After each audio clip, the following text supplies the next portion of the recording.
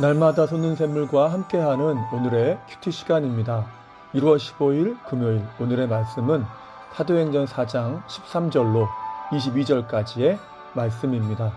그들이 베드로와 요한이 담대하게 말함을 보고 그들을 본래 학문 없는 범인으로 알았다가 이상히 여기며 또 전에 예수와 함께 있던 줄도 알고 또 병 나은 사람이 그들과 함께 서 있는 것을 보고 비난할 말이 없는지라 명하여 공회에서 나가라 하고 서로 의논하여 이르되 이 사람들을 어떻게 할까?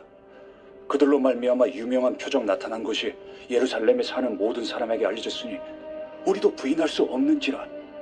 이것이 민간에 더 퍼지지 못하게 그들을 위협하여 이후에는 이 이름으로 아무에게도 말하지 말게 하자.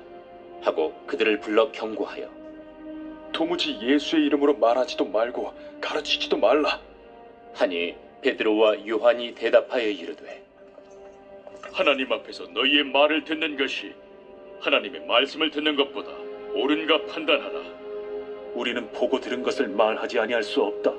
관리들이 백성들 때문에 그들을 어떻게 처벌할지 방법을 찾지 못하고 다시 위협하여 놓아주었으니 이는 모든 사람이 그 된 일을 보고 하나님께 영광을 돌림이라. 이 표적으로 병 나은 사람은 40여 세나 되었더라. 새로운 아침입니다. 여호와 삼마 하나님은 늘 우리와 함께 하십니다. 우리가 이미 살펴보았지만 사도행전 3장에 보면 베드로와 요한은 나면서부터 한 번도 걸어본 적이 없는 자를 일으켜 세우고 걷게 하는 이적을 행했습니다. 이에 베드로는 그곳에 모인 수많은 사람들에게 예수님이 구약부터 예언되어진 메시아 곧 그리스도이시며 하나님의 아들이심을 선포합니다. 복음을 선포한 거죠. 자, 그런데 이를 탐탁치 않게 여기던 유대의 종교 지도자들은 사도들을 체포해서 가두었다가 사내들인 공회 앞에 세우고 사도들에게 무슨 권한으로 이런 일을 행하느냐고 묻게 됩니다. 이에 베드로는 복음을 거침없이 선포하게 되죠.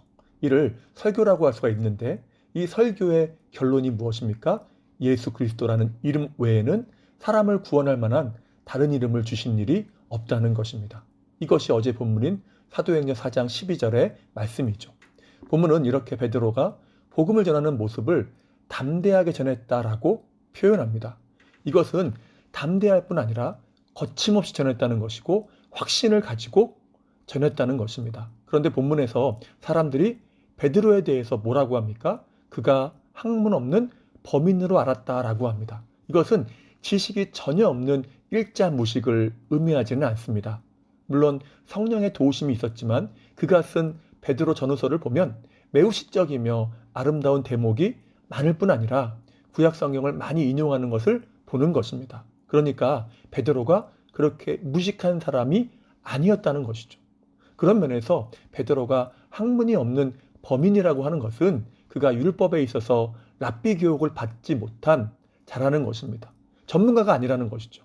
평범한 수준의 지식을 가진 백성이라는 것입니다. 그런데 문제는 베드로의 이러한 복음 선포가 이스라엘 종교 지도자들의 마음을 불편하게 했다는 거죠. 왜입니까? 그것은 베드로가 랍비 교육을 받지 못했을 뿐 아니라 설교 내용이 그들의 기득권을 위협하는 것이었기 때문입니다. 자, 그런데 베드로가 생명의 위협 속에서 복음을 담대하게 전하지 않습니까? 그 이유가 무엇일까요? 그것은 베드로가 성령이 충만했기 때문입니다. 그래서 우리도 항상 성령으로 충만해야 합니다. 내 힘으로는 결코 주님의 복음을 담대하게 전할 수가 없는 것이죠.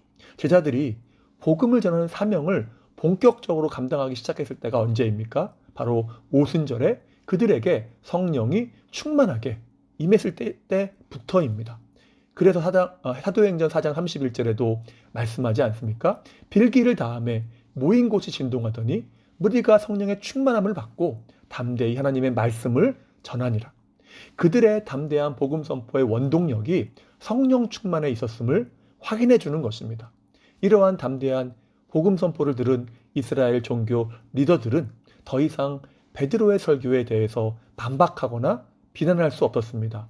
왜냐하면 설교 자체가 성령으로 충만한 능력의 설교였을 뿐만 아니라 그 설교를 뒷받침할 만한 표적이 나타났기 때문입니다.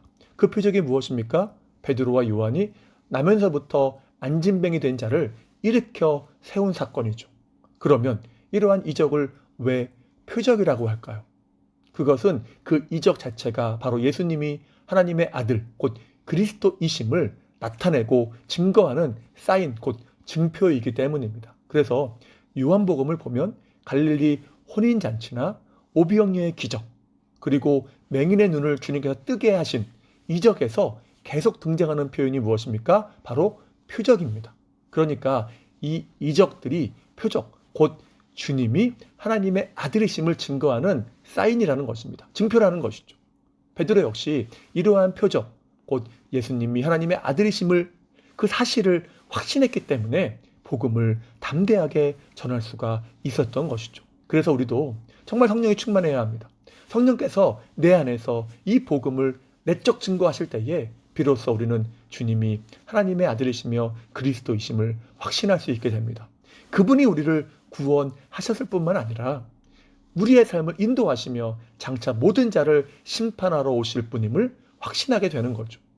이것을 확신하지 못하니까 어떤 이는 여러 시험과 시련 속에서 두려워하게 되고, 어떤 이는 여러 유혹에 넘어가서 죄에 빠지고도 회개하지 않는 완고한 삶을 살아가는 것입니다. 그래서 우리는 정말 성령이 충만한 삶이 되어야만 합니다. 그럴 때 우리는 복음을 확신하게 되어지고, 오늘날과 같이 여러 어려움이 많고 절대적인 신앙 가치가 사라진 시대 속에서 온전한 믿음을 유지하는 것이 가능해지게 되는 것입니다. 그러한 은혜가 우리의 삶에 충만하시기를 소망합니다. 자, 그리고 19절을 보면 베드로와 요한이 복음을 전하지 말라는 위협 앞에서 담대하게 복음을 전하게 되죠. 이렇게 고백합니다. 베드로와 요한이 대답하여 이르되 하나님 앞에서 너희의 말을 듣는 것이 하나님의 말씀을 듣는 것보다 옳은가 판단하라. 지금 자신들을 죽일 수도 있는 이스라엘 종교 리더들의 그 협박 앞에서도 그들의 말을 듣는 것보다 하나님의 명령인 복음을 선포하는 것이 옳다라고 지금 선포하는 것입니다. 우린 여기서 성도가 가져야 될 기본 자세를 두 가지로 배우게 됩니다. 그것이 무엇입니까? 첫째는 우리의 모든 삶이 하나님 앞에 서 있다는 것입니다. 이것을 신전의식이라고 하죠. 19절 상반절에 베드로와 요한이 대답하여 이르되 하나님 앞에서라고 합니다. 자신들은 사람 앞에 서 있는 것이 아니라 하나님 앞에 서 있다는 것입니다. 때문에 자신들을 보고 계신 하나님의 명령을 순종하는 것이 옳다는 것입니다. 많은 믿음의 선진들이 이러한 믿음으로 수많은 유혹과 시련 속에서 승리한 것이죠. 대표적인 사람이 요셉 아닙니까? 보디발의 아내가 유혹할 때에 요셉은 이렇게 고백하죠. 내가 어찌 하나님께 죄를 지으리이까? 그는 늘 하나님 앞에 있었고 하나님을 의식했습니다. 다윗도 마찬가지죠. 그가 밧세바를 범한 후에 고백한 것이 내가 주께만 범죄하여 라는 것이었습니다. 물론 사람에게도 범죄했지만 그는 자신이 하나님 앞에 서 있는 것을 인식한 것입니다. 때문에 철저한 회개가 가능했던 것이죠. 우리도 이러한 신전의식이 필요합니다. 그럴 때 항상 날 보고 계시는 주님 앞에서 우리의 믿음을 지킬 수 있게 되는 것입니다. 자, 둘째는 무엇일까요? 우리가 가져야 될 기본 자세. 둘째는 삶의 최우선에 하나님의 말씀을 놓아야 한다는 것입니다. 우리는 항상 하나님과 사람 사이에서 머뭇머뭇하죠. 창세기 16장에서 아브라함이 실수한 것이 무엇입니까? 그가 아들이 없을 때에 하갈에게서 아들을 얻으라고 하는 사라의 말을 들은 것입니다. 분명히 하나님은 창세기 15장에서 이미 그에게 그의 자손을 하늘의 별과 같게 또 많게 하시겠다고 약속을 주셨음에도 불구하고 하나님이 아닌 사람의 말을 들은 것이죠. 그럴 때에 그 후손들이 두고두고 긴장관계를 유지하는 결과를 가져오게 됩니다. 이것이 바로 하나님의 말씀을 듣지 않은 결과인 것이죠. 그래서 성도는 항상 하나님의 말씀이 최우선순위에 있어야 합니다.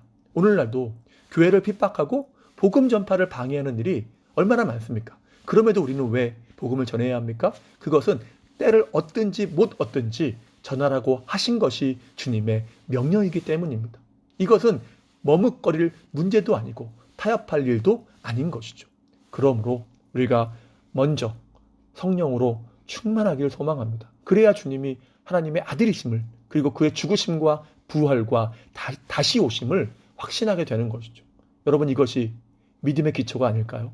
이를 통해서 항상 하나님 앞에서 살아가며 그 말씀을 전파할 뿐 아니라 그 말씀에 순종하는 복된 삶 살아가시기를 주님의 이름으로 축복합니다. 기도하겠습니다. 사랑과 은혜가 충만하신 주 하나님, 감사합니다. 우리로 날마다 성령으로 충만함을 허락하여 주시옵소서. 우리의 힘으로 말씀을 확신하며 붙잡는 것이 불가능한 줄로 압니다. 성령께서 우리 안에서 내적으로 증거해 주셔서 복음의 진리임을 확신하게 하심으로 항상 믿음으로 승리하는 삶이 되게 인도하여 주시옵소서. 또한 항상 성령 충만 가운데 주님 앞에 살아가기를 소망합니다. 사람 앞에서가 아니라 정말 하나님 앞에 살아가게 하시고 주의 말씀을 전하며 순종하는 것이 최우선순위가 될 수 있는 복된 삶 되게 인도하여 주시옵소서. 이를 통해서 모든 삶이 하나님의 자녀다운 삶이 되게 하시며 항상 믿음으로 승리하게 도와 주시옵소서. 오늘 하루의 삶을 의탁합니다. 지키시고 보호하시며 필요한 모든 것으로 채워 주시옵소서. 다시 한번 주님의 은혜를 간구하오며 예수님의 이름으로 기도하옵나이다. 아멘.